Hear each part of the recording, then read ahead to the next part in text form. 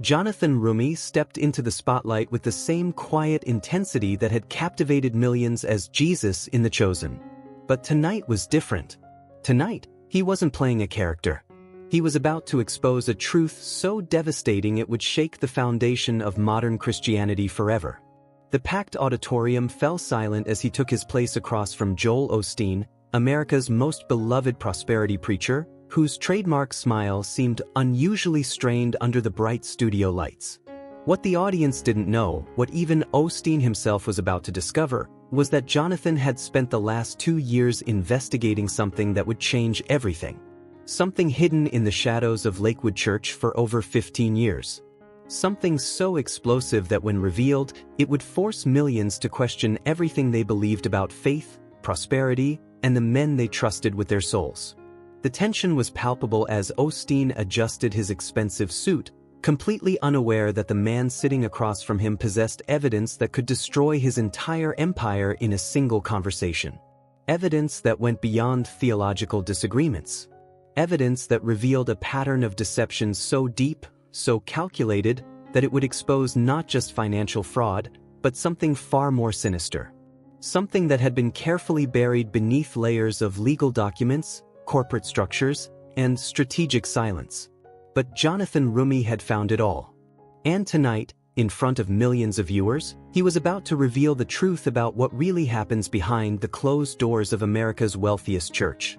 The cameras captured every micro-expression as Osteen leaned forward with his practiced warmth, completely oblivious to the storm that was about to engulf him.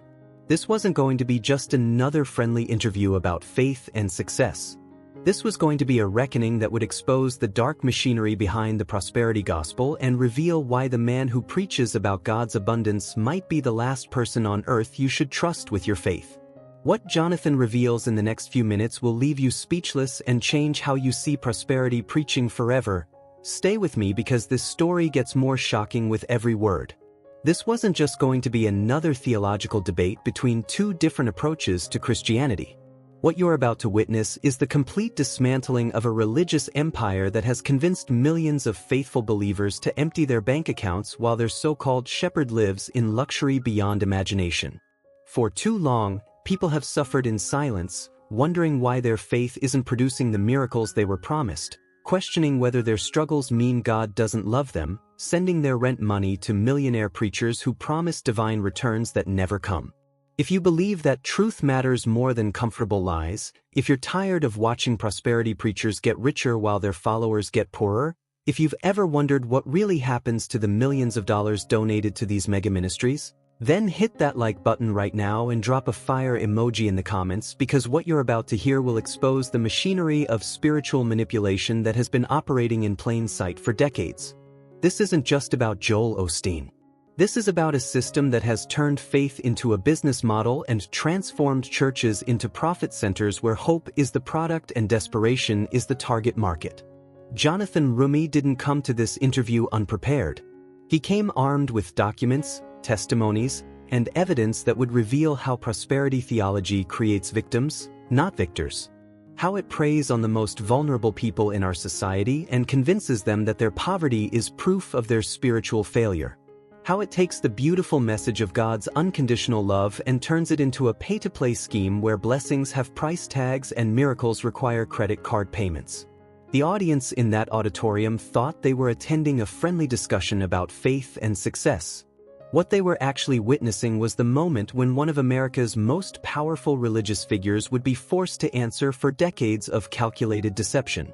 And as you'll see, when cornered, even the most polished preacher reveals their true nature. But what Joel Osteen doesn't know is that Jonathan has uncovered something that goes far beyond financial fraud, something that will make your blood run cold and prove that some secrets are too dangerous to stay buried. The interview began like countless others, with Joel Osteen flashing his million-dollar smile and settling into his familiar rhythm of polished charm. His voice carried that honey-sweet tone that had made him famous as he leaned forward with practiced sincerity.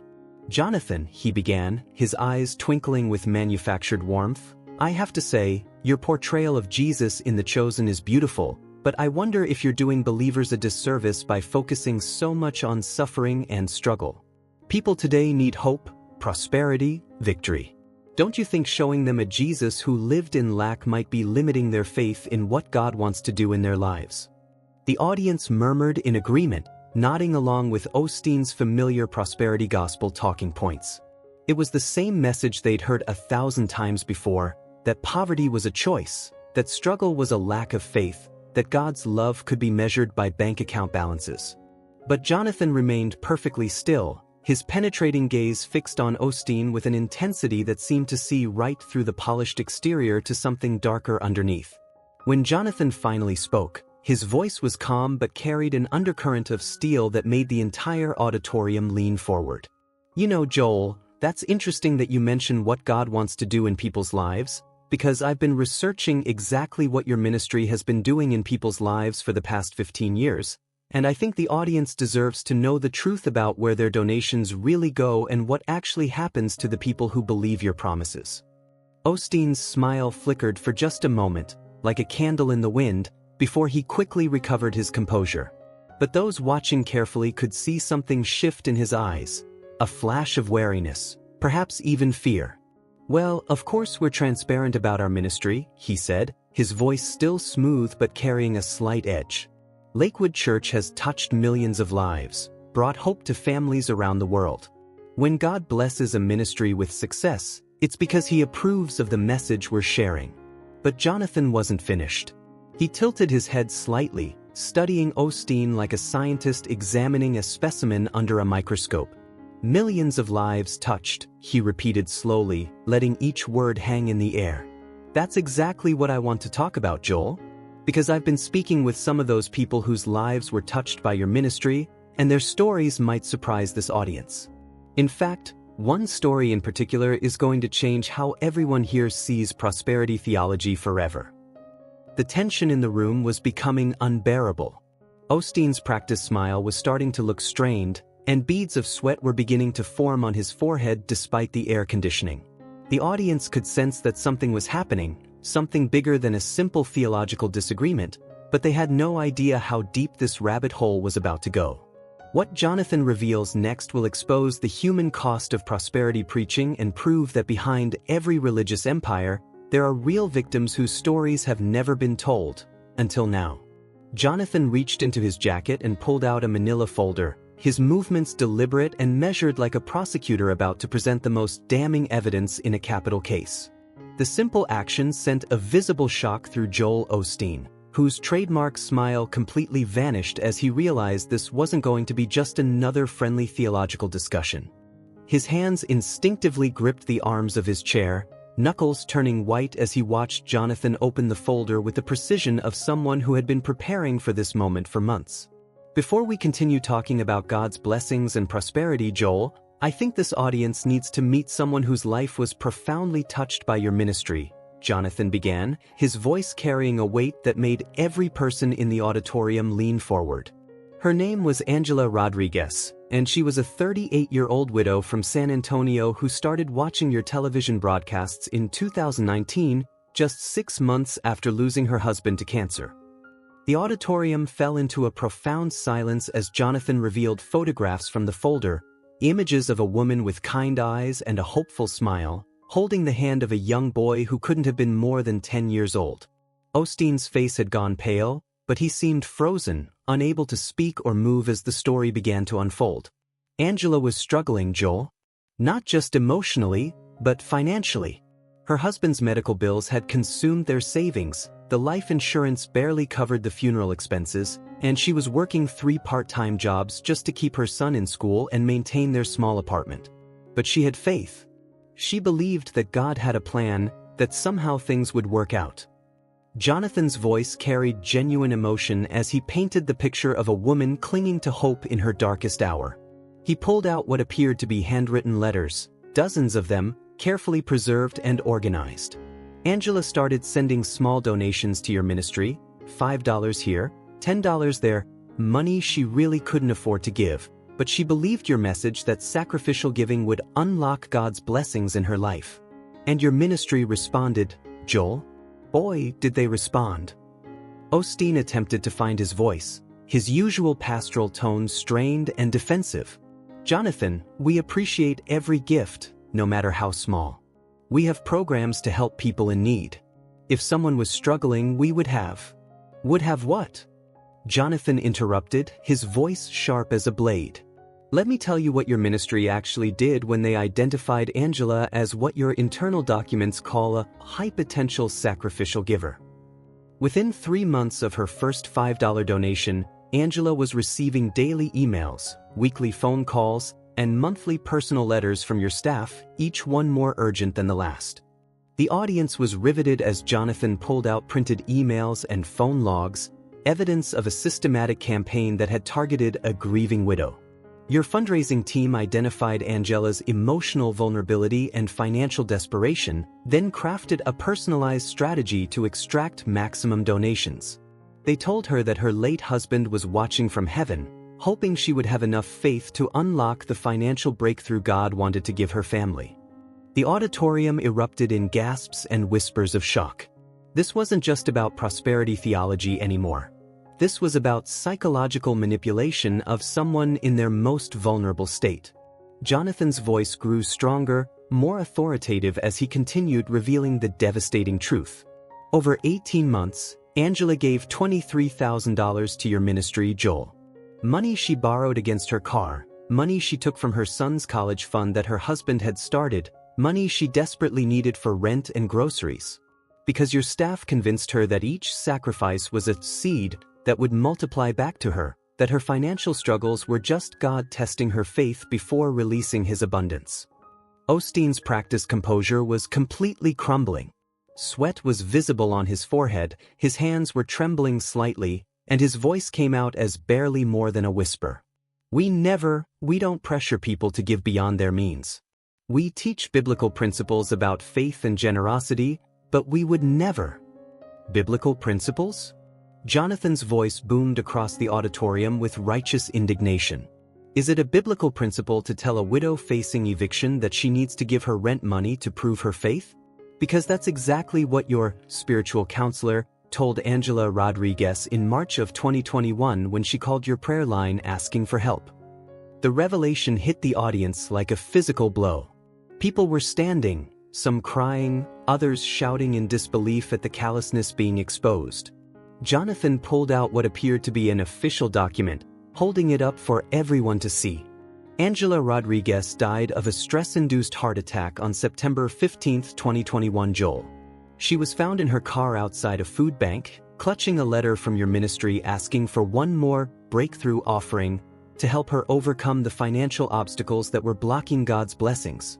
Her son Miguel is being raised by his grandmother now, and the last thing Angela said before she collapsed was, I don't understand why God won't answer my prayers when I've given him everything. The silence that followed was crushing, broken only by the sound of people weeping throughout the auditorium.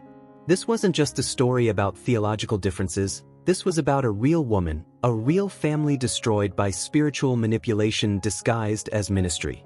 But Angela Rodriguez's story is just the beginning, because what I've uncovered about your ministry's systematic targeting of vulnerable people will prove that her tragedy wasn't an accident. It was the predictable result of a calculated system designed to profit from human desperation. The silence that followed was deafening, but Jonathan wasn't finished. He pulled out another folder, this one significantly thicker, and the weight of it seemed to represent the gravity of what was about to be revealed. Joel Osteen's eyes darted nervously between Jonathan's face and the ominous folder, as if he could sense that his carefully constructed world was about to crumble even further. Rebecca's story broke my heart, Joel, but what really shocked me was discovering that she wasn't an isolated case. She was part of a pattern, a carefully orchestrated system that your ministry has been operating for over a decade. Osteen tried to speak, his voice barely a whisper as sweat continued to form on his brow. That's not how our ministry operates. We help people. We would never intentionally. I have documentation, Joel, Jonathan interrupted, his voice growing stronger with righteous authority. Internal emails, training materials, financial records, staff testimonies that paint a very different picture of how Lakewood Church really operates behind the scenes. He opened the thick folder with deliberate precision, revealing hundreds of pages of documents that made Osteen visibly recoil. What I discovered is that your ministry doesn't just accidentally create victims like Rebecca Thompson. It systematically identifies and targets them. The audience was completely captivated, leaning forward in their seats as Jonathan's investigation unfolded before their eyes. His voice carried the weight of months of careful research as he continued. Your church maintains what internal documents refer to as harvest profiles, a sophisticated database of congregants categorized not by their spiritual needs, but by their financial capacity and emotional vulnerability. Single mothers facing custody battles, elderly people dealing with medical expenses, individuals going through divorce or job loss, families struggling with addiction or mental health issues. Osteen's carefully constructed pastoral demeanor was cracking under the pressure. Those are just, we keep records to better serve our community. Every church maintains member information. Better serve them? Jonathan's voice carried a tone of incredulous anger. Joel, your staff receives quarterly bonuses based on how much additional giving they can generate from people in crisis situations. I have the pay stubs, the performance reviews, the internal memos celebrating staff members who successfully convinced grieving widows to donate their deceased husband's life insurance policies. The auditorium erupted in gasps and murmurs of shock. People were beginning to understand that this wasn't just about theological differences, this was about predatory behavior disguised as ministry. Jonathan pulled out specific documents, holding them up for the cameras to capture. Here's a training manual titled, Turning Tears into Tides, an actual step-by-step guide teaching your counseling staff how to identify people's deepest fears and use those vulnerabilities to extract maximum donations. Osteen's hands were now visibly shaking as he gripped the arms of his chair. You're taking things out of context. Ministry requires resources to operate. We have overhead, staff salaries, building maintenance. Overhead. Jonathan's voice boomed across the auditorium with moral indignation. Your ministry classifies private jets as evangelism tools, your wife's $200,000 jewelry collection as representation expenses, and your multiple vacation homes as ministry retreat centers. Meanwhile, people like Rebecca Thompson were literally choosing between feeding their children and making their faithful contributions because your staff convinced them that missing a tithe payment would block God's blessings. The audience was witnessing something unprecedented, the complete dismantling of one of America's most trusted religious figures. Jonathan's voice grew more intense as he revealed the depths of the deception. But here's what really sickened me, Joel. Your ministry doesn't just track how much people give, you track their psychological profiles, their family situations, their financial stress levels, and you use that information to craft personalized manipulation campaigns. He pulled out what appeared to be a computer printout with Rebecca Thompson's name at the top. This is Rebecca's actual donor profile from your database. It lists her as Category 5, Maximum Extraction Potential, because she was a single mother with limited education, high medical debt, and what your staff classified as faith-dependent personality traits. Your system literally identified her as someone who could be convinced to give beyond her means because she would trust religious authority over her own financial judgment. The revelation sent shockwaves through the auditorium. This wasn't just about prosperity theology, this was about scientific exploitation of human psychology disguised as spiritual guidance. Osteen looked like a trapped animal, his usual confidence completely evaporated.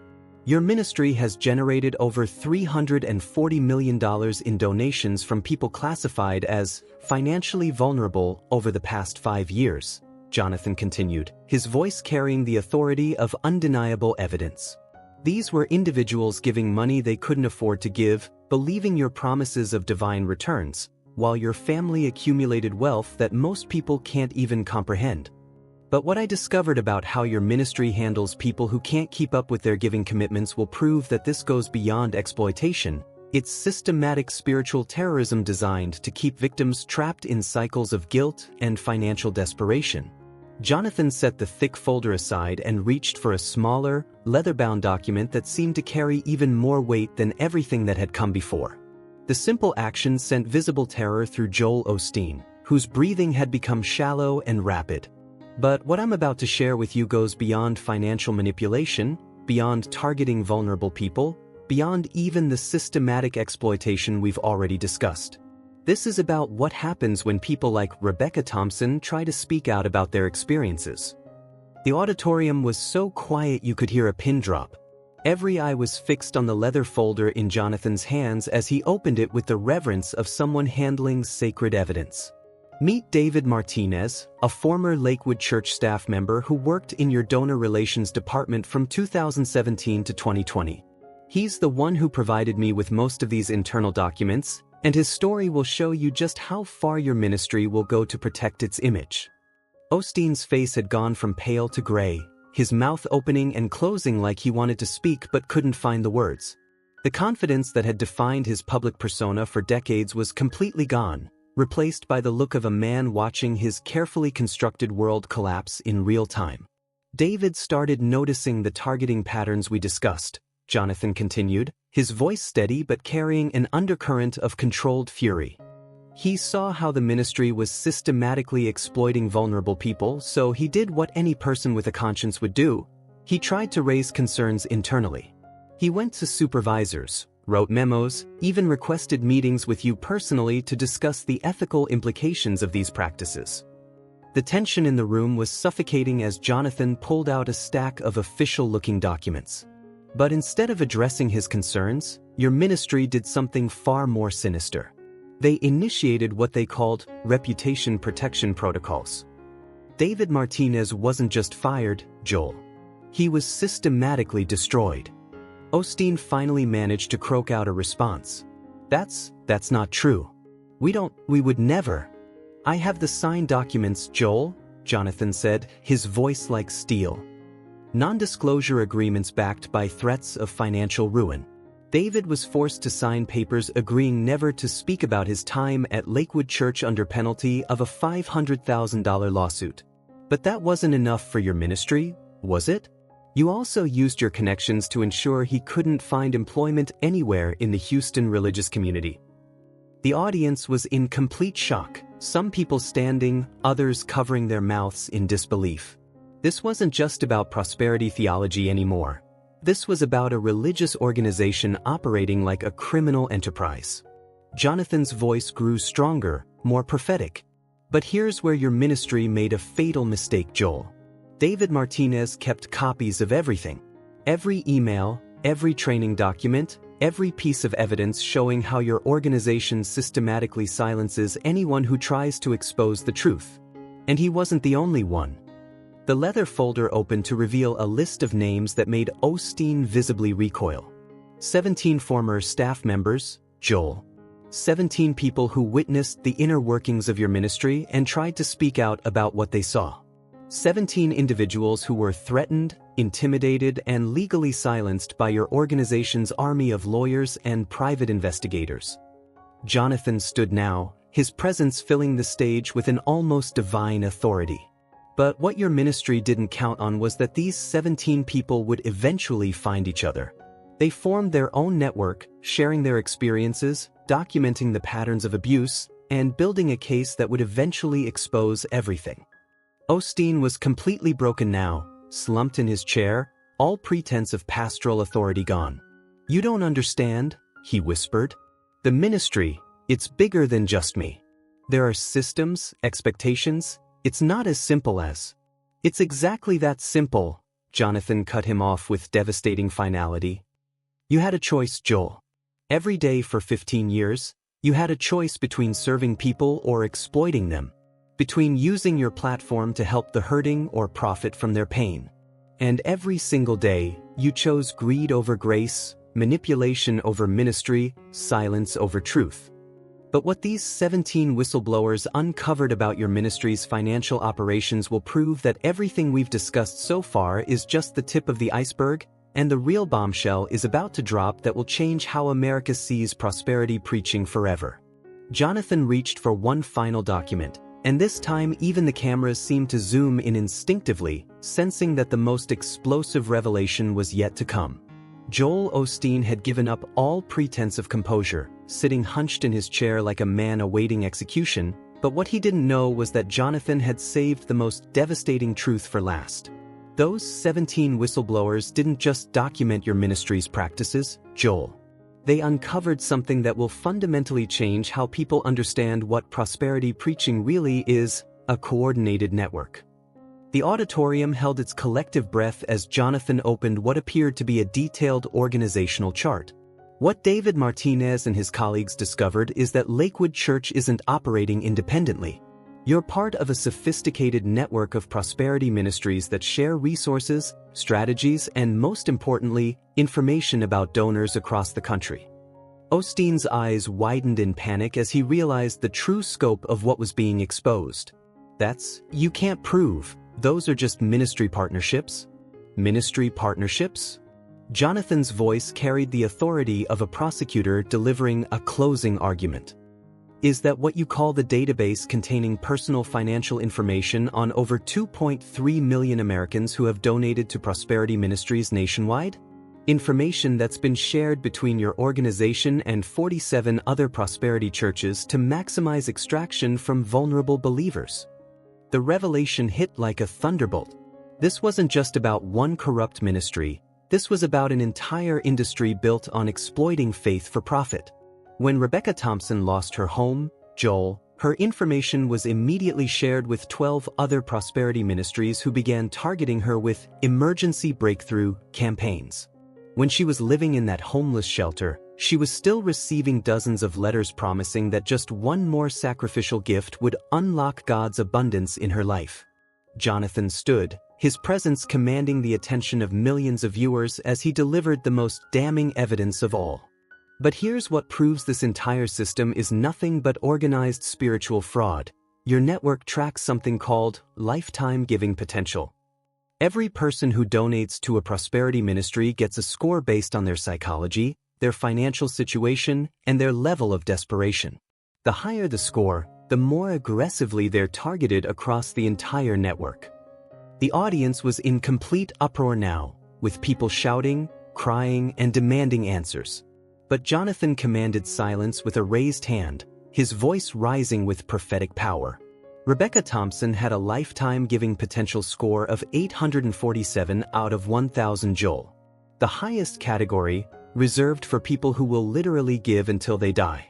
And your network extracted every penny from her, then shared her success story as a template for targeting others just like her. Osteen was completely defeated now, unable to even attempt a defense. The man who had spent decades convincing people that God wanted them wealthy while he built his empire on their poverty sat exposed and broken before the world. Jonathan turned to the camera, his eyes blazing with the fire of someone who had uncovered a truth that demanded action. If you're watching this and you've ever sent money to a prosperity preacher, if you've ever been made to feel guilty for not being able to afford a seed offering, if you've ever wondered why God seems to bless the wealthy while faithful people struggle, this is your answer. It's not about faith. It's about exploitation. His voice rose to a crescendo that seemed to shake the very foundations of false religion. But this story doesn't end with exposure. It ends with revolution. David Martinez and those 17 whistleblowers aren't just revealing the truth, they're building something better. The Faith Restoration Foundation, funded by anonymous donors who want to help the victims of prosperity gospel abuse, is already operating in 12 states, providing real help without requiring donations, offering genuine spiritual counseling without manipulation, and creating authentic communities where faith isn't for sale. The energy in the auditorium was electric, revolutionary, as Jonathan delivered his final commission. Drop truth in the comments if you're ready to be part of a faith that serves instead of exploits. Hit that subscribe button if you want to join a movement that's exposing spiritual fraud and building authentic ministry. Share this video if you believe that Rebecca Thompson's sacrifice and David Martinez's courage should mean something. His voice reached a crescendo that seemed to carry divine authority. The age of prosperity preachers is ending because the truth is finally being told. The real gospel doesn't cost anything, and we're going to make sure the world knows it. This isn't just the end of Joel Osteen's empire, this is the beginning of authentic faith being restored to a generation that's been sold lies disguised as hope. What you've witnessed today is just the beginning of the greatest religious revolution of our time. Subscribe now because what we expose next about the Prosperity Gospel Network will completely transform how you see modern Christianity forever.